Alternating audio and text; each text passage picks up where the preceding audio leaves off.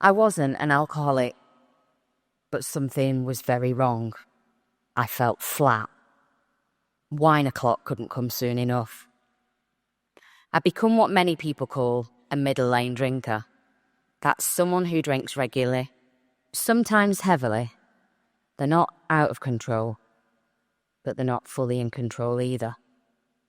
A 7 o'clock glass of wine became a 6 p.m. one, sometimes earlier, and then a few more. And one night, after too much red wine, I found myself slumped on the bathroom floor, covered in vomit. Looking up, I saw my son, 11 years old. That look on his face, it wasn't anger, it was pity, and I felt so ashamed. I thought, I don't want him growing up thinking this is normal. I don't want to be someone he pities. I want to be someone he respects. The next morning, I returned to that bathroom and I looked in the mirror and I realised that the person looking back at me didn't align with the person that I wanted to be. And so something had to change. That something was my relationship with alcohol. That was June the 12th, 2020, and I haven't had a drink since. Thank you.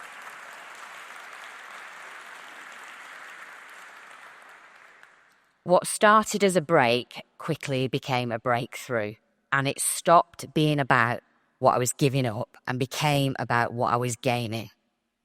But don't get me wrong, those first few weeks, they were brutal. You know when someone says, don't think of a pink elephant, and then that's all you can think about? For me, not drinking was the same. The more I told myself I didn't want the wine, the more I wanted it. And I just felt restless and irritable. But around the 100-day mark, the magic began.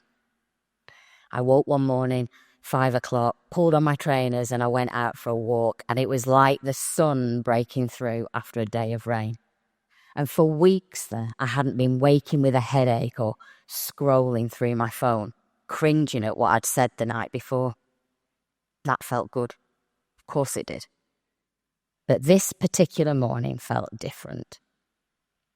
I stopped to notice the flowers, their petals damp with dew, the birds singing, and the slow drift of the clouds in the sky. Right then, I stepped into a whole new world, and my body flooded with a sense of relief. Most of us know the health risks of drinking too much, but what we don't talk enough about is what it does to our sense of self. It dulls our confidence, it strains our relationships, and it keeps us stuck just quietly going through the motions. Drinking is sold to us as fun and relaxing. And maybe you've seen the memes about Mummy's Little Helper. And I get it. For most of us, it's not about addiction or excess. It's about routine and comfort and fitting in. But what about the people in the hazy middle lane, which is precisely where I sat? Fully functioning, but completely flat. And so the question might not be why we drink, but why is drinking so normal?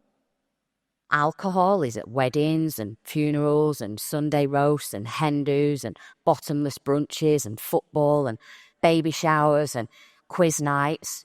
And we don't ask if there'll be alcohol there. We assume there will be. As Annie Grace, author of This Naked Mind, observes, alcohol is the only drug on earth you have to justify not taking.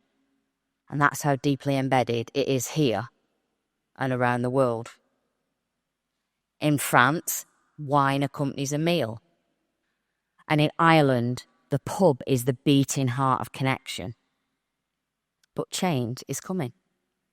And in 2026, Ireland will become the first country in the EU to put health warnings on all alcohol labels, including the risk of cancer.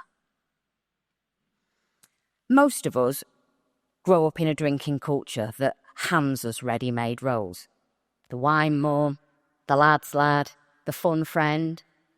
And we step into them without realising that might be another way to show up. But when alcohol becomes tied to who we are, it's harder to see what it's taking from us. If it's how you connect, if it's how you unwind, then who are you without it? I used to think alcohol made me more fun, but in fact, the opposite was true. All those wild nights and big laughs, they're often just hazy memories I wish I could forget. And when I quit, the hardest part wasn't the craving. It was the fear that I wouldn't be fun anymore. That without wine, I'd be one of those teetotal people that don't go anywhere or do anything.